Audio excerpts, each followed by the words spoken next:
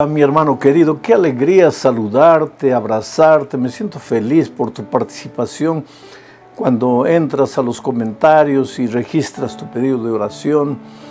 Estas últimas semanas viajando, he encontrado personas que me dicen: pastor, he conocido la palabra de Dios a través de su ministerio.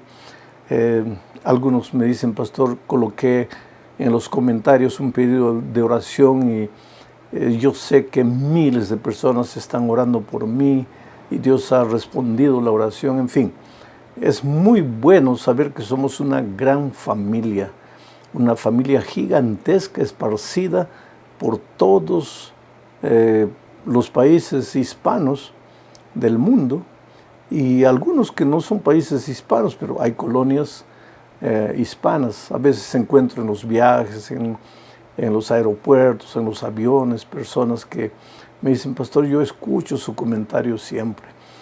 Qué bueno, me siento muy feliz. Vamos a dar inicio ahora a los comentarios de un nuevo trimestre. Este trimestre estudiaremos el Evangelio de Marcos.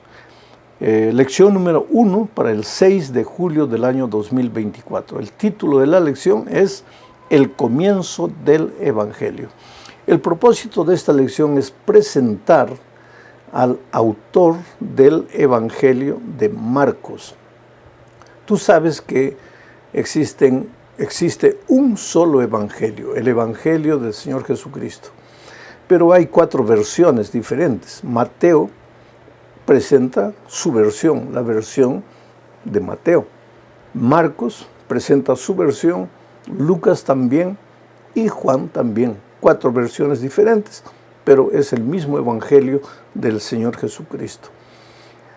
El posible autor del Evangelio de Marcos es Marcos, llamado Juan Marcos.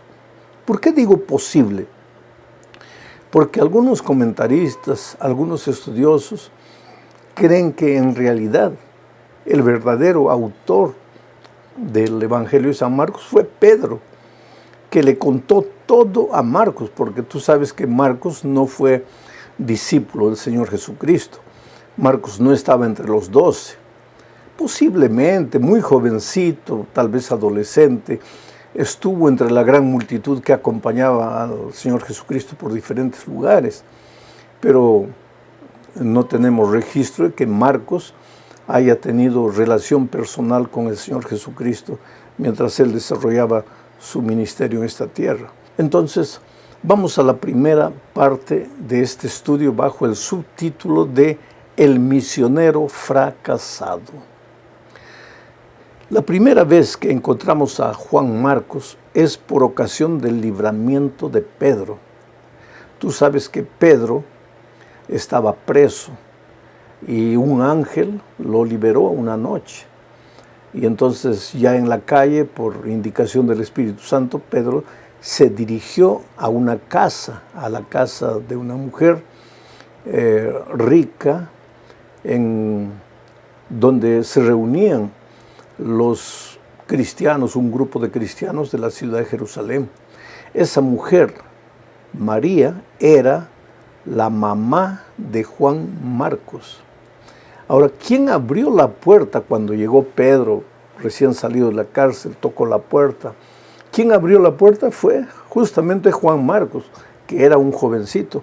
Desde aquel día parece que entre Pedro y Juan Marcos se desarrolló una bonita amistad.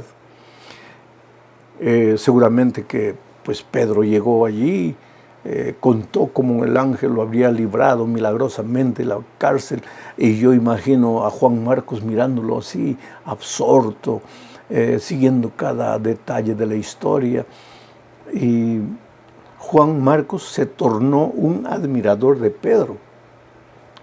Ahora, cuando Pedro escribe su epístola en 1 de Pedro capítulo 5, encontramos eso.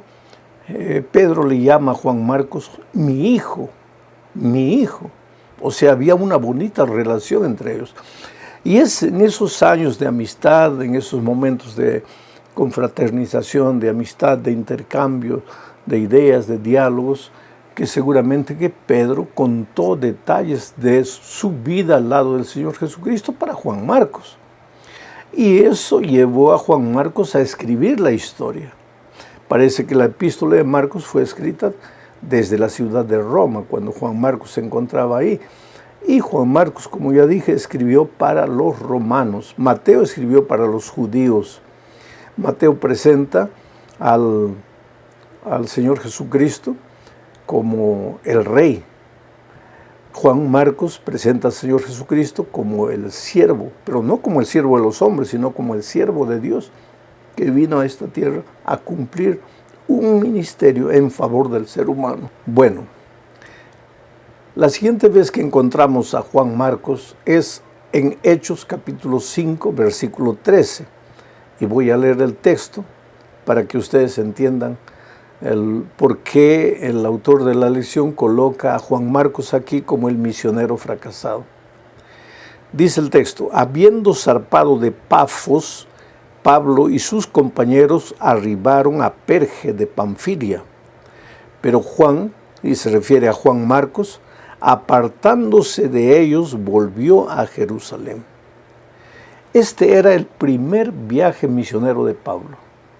Y parece que Juan Marcos estaba en el grupo, estaba yendo con ellos, pero dice el texto, en Panfilia, Juan Marcos, apartándose de ellos, de los apóstoles, volvió para Jerusalén. ¿Por qué volvió para Jerusalén? Tal vez como era el hijo de una señora de cierto dinero, acostumbrado a dormir bien, a comer bien, y en los primeros pasos de este viaje misionero de Pablo, pues Juan Marcos no tenía las comodidades que tenía en casa, y era joven, se desanimó y regresó. Pero del texto bíblico me impresiona una frase, dice: Juan, apartándose de ellos, volvió a Jerusalén. Quiere decir, Juan desertó, pero antes de desertar se apartó de los compañeros. Esto traído a la vida cristiana es interesante. Nadie se aparta de la iglesia, definitivamente abandona a Jesús, abandona la fe, si primero no se aparta de los hermanos. Por eso es que siempre debe haber confraternización entre los miembros de la iglesia, confraternización espiritual en la iglesia, pero después es bueno que un hermano invite al otro a almorzar, el otro al otro, que las familias se reúnan, esos potlucks donde las familias juntan las ollas para servirse los alimentos en comunión. Eso es muy bueno, porque cuando un hermano se comienza a quedar solito por ahí, en poco tiempo abandona la fe, abandona todo. Juan Marcos abandonó a sus compañeros y regresó a Jerusalén. Ahora vamos a la segunda parte de este estudio, una segunda oportunidad. Sabes que la Biblia registra un conflicto entre Bernabé y Pablo por causa de Juan Marcos. Y esto ya sucedió en el segundo viaje misionero de Pablo. Leo el texto de Hechos capítulo 15, versículos 36 al 39. Dice así: después de algunos días, me impresiona esta frase, después de algunos días. ¿Por qué? Porque en esta vida todo pasa, querido, todo pasa. Si hoy, en este momento, estás viviendo un momento bonito en tu vida familiar, en tu vida espiritual, en tu vida financiera, cuidado, no te olvides de Dios, porque en esta vida todo pasa.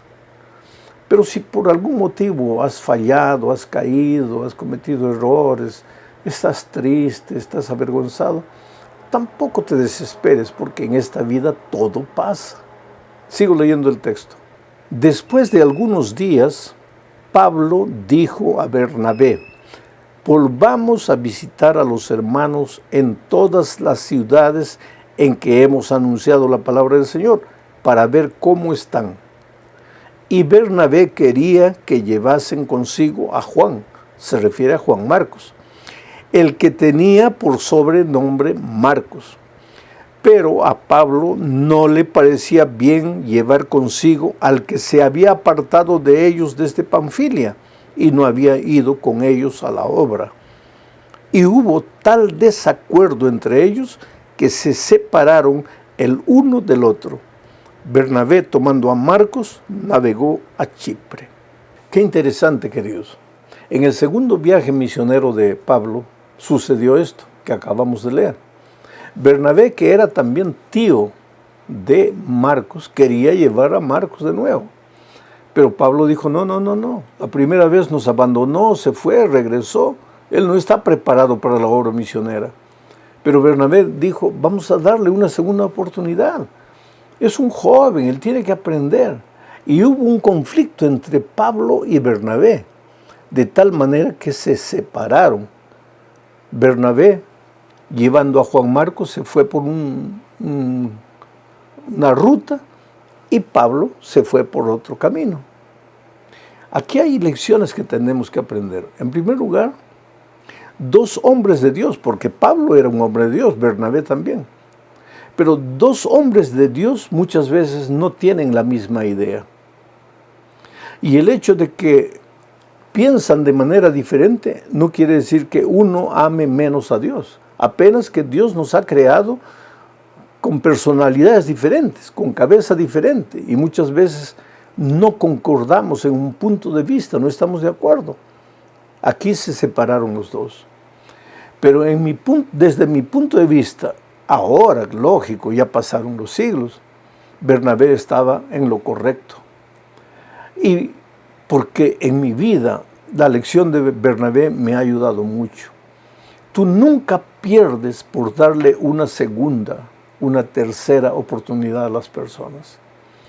Tú no puedes ser tan perfeccionista, tan radical, tan intransigente, que porque una persona falló, ya para ti cayó en un descrédito completo y no merece una segunda oportunidad. Bernabé le dio una oportunidad a Marcos y Marcos la aprovechó. Y más tarde, Pablo se dio cuenta de eso, porque cuando ya estaba preso Pablo en Roma, escribiendo sus cartas, una de sus últimas cartas, Pablo dijo, tráeme por favor a Marcos, que me es útil para el ministerio. Mira, tráeme a Marcos, a quien él había rechazado. Ese era Marcos. Quiere decir, Marcos es el cristiano extraordinario que escribió el Evangelio de San Marcos, con las historias que Pedro le contó, y naturalmente por inspiración divina, pero no siempre fue el cristiano extraordinario, perfecto, cometió errores. Como dicen en el Brasil, pisó la pelota y se resbaló, pero se levantó y aprovechó la segunda oportunidad que se le dio. Y entonces encontramos ahora a Juan Marcos como el autor de este evangelio. Bueno, vamos ahora a la tercera parte, bajo el subtítulo de El Mensajero. Sabes que Marcos empieza su evangelio presentando al precursor de Jesús. Y leo Marcos 1 al 4 y 7, dice así. Principio del Evangelio de Jesucristo, Hijo de Dios. Como está escrito en Isaías el profeta, he aquí yo envío mi mensajero delante de tu faz, el cual preparará tu camino delante de ti. Voz del que clama en el desierto, preparad el camino del Señor, enderezad sus sendas. Bautizaba Juan en el desierto y predicaba el bautismo de arrepentimiento para perdón de pecados. Y predicaba diciendo, viene tras mí el que es más poderoso que yo, a quien no soy digno de desatar encorvado la correa de su calzado. Este es Juan el Bautista, el precursor del Señor Jesucristo. Él llegó para preparar el camino para el Señor Jesucristo, predicando el arrepentimiento. Un hombre de campo que llegaba a las ciudades y anunciaba la llegada del Mesías, del Evangelio encarnado. Juan es un hombre abnegado, ¿sabes? Cuando ya Jesús estaba iniciando su ministerio y sus discípulos, los discípulos de Juan fueron y le dijeron, mire, él está llevando mucha gente con él. Juan, con esa nobleza de los hombres de Dios, dijo, conviene que él crezca y que yo disminuya. Y finalmente Juan murió de una manera casi anónima. Le cortaron la cabeza, lo decapitaron, pero él murió feliz porque había cumplido su misión, la misión de ser el precursor, el que venía antes de Jesucristo para preparar el terreno para Jesucristo. Una lección valiosa de Juan el Bautista es que él conocía su papel, su misión, el propósito de su vida en esta tierra. Él era el siervo, el preparador del terreno del Mesías. Él no era el Mesías, él no era la estrella, él era apenas el precursor del Señor Jesucristo. Hoy día a veces nosotros vivimos tristes porque en nuestra opinión creemos que merecemos esto o merecemos aquello, que este cargo debe ser nuestro o este cargo no, o porque nos han postergado o porque no se han acordado de nosotros, pero no tenemos conciencia de para qué Dios nos trajo al mundo. No siempre para brillar en la opinión de los hombres, sino para brillar en el concepto de Dios, cumpliendo la misión que Dios nos dejó.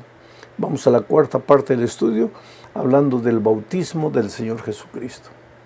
Juan bautizaba en el bautismo de Juan, y el Señor Jesucristo fue conducido por el Espíritu al Jordán, donde estaba Juan bautizando, y Jesucristo le pidió a su precursor que lo bautizara. Mira, leo el texto, Marcos 1, 9 al 11, dice así. Aconteció en aquellos días que Jesús vino de Nazaret de Galilea y fue bautizado por Juan en el Jordán. Interesante que Marcos dice, aconteció que en aquellos días Jesús vino de Nazaret de Galilea. No, Jesús en realidad no había venido de Nazaret de Galilea. Jesús había venido del cielo. Había tomado la forma del ser humano. Él venía a morir por el ser humano. Él venía a salvar al ser humano. ¿Y cómo el Señor Jesucristo necesitaba ser bautizado? Él no necesitaba ser bautizado, porque el bautismo es para el perdón de los pecados. Él fue bautizado porque quería darnos el ejemplo. Así como el Señor Jesucristo fue bautizado en el agua, nosotros también necesitamos ser bautizados en el agua. El bautismo para nosotros es un pacto de amor con el Señor Jesucristo.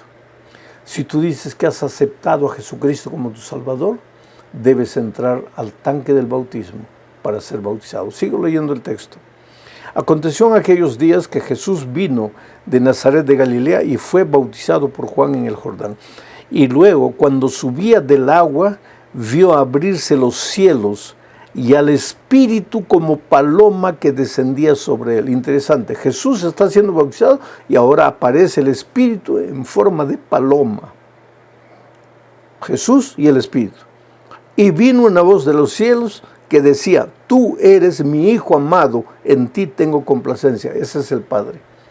En el bautismo del Señor Jesucristo estuvo el Padre diciendo que el Hijo amado estaba siendo bautizado. Estuvo el Espíritu en forma de paloma y estuvo el Hijo, el Señor Jesucristo, siendo bautizado. ¿Qué sucedió después? Es interesante lo que dice Marcos 1, 12 y 13. Y luego el Espíritu le impulsó al desierto y estuvo allí en el desierto 40 días y era tentado por Satanás y estaba con las fieras y los ángeles le servían. El Espíritu, el Señor Jesucristo fue engendrado por el Espíritu. De niño, el Espíritu lo guió, lo acompañó, le dio sabiduría. En la hora de su bautismo, el Espíritu lo llevó al bautismo y el Espíritu estuvo presente en forma de paloma. Terminado el bautismo, el Espíritu lo llevó al desierto. Ahora es interesante que el Espíritu lo lleva al desierto para encontrarse con fieras, con el propio Satanás. Pero en medio de las dificultades, los ángeles le servían. Oh querido, cuando somos guiados por el Espíritu, no tenemos miedo de enfrentar lo que venga, aunque tengamos que ir al desierto por 40 días, aunque tengamos que enfrentar las fieras, aunque el propio diablo esté ahí a la orilla del camino queriendo derrubarte, tú no tienes miedo de nada, porque estás en el Espíritu, vives en el Espíritu, y el Espíritu en ti no conoce derrota. Terminamos el estudio de esta semana bajo el subtítulo de El Evangelio según Jesús. Leo Marcos 1, 14 y 15. Dice así: Después que Juan fue encarcelado, Jesús vino a Galilea predicando el Evangelio del reino de Dios, diciendo: el tiempo se ha cumplido y el reino de Dios se ha acercado. Arrepentíos y creed en el Evangelio. ¿Por qué Marcos dice que el Señor Jesús declaró que el tiempo se había cumplido? ¿A qué tiempo se refería? Se refería a la profecía de las 70 semanas. El tiempo estaba llegando al fin. El tiempo de Israel. El Señor Jesucristo había venido, había sido bautizado. Las profecías eran claras. Yo no te voy a explicar la profecía de las 70 semanas, pero el pueblo de Israel conocía bien las profecías y debería saber que el Señor Jesucristo había llegado. El Mesías estaba entre ellos. El Señor Jesucristo vino predicando el reino de Dios con el mismo evangelio, con el mismo mensaje de Juan el Bautista: arrepentíos y creed en el Evangelio. Pero creed en el Evangelio, no en el Evangelio de palabras, sino en el Evangelio Jesucristo. Porque como veremos en la lección de la siguiente semana, el Marcos no registra muchas palabras de Jesús, registra los hechos de Jesús. Porque Jesús vino a esta tierra no solamente para presentar una teoría, sino para mostrar en su vida que el Evangelio estaba entre ellos, que el reino de Dios se había acercado. Jesucristo vino a formar un reino espiritual, no solamente una estructura física, no una organización, sino un reino espiritual.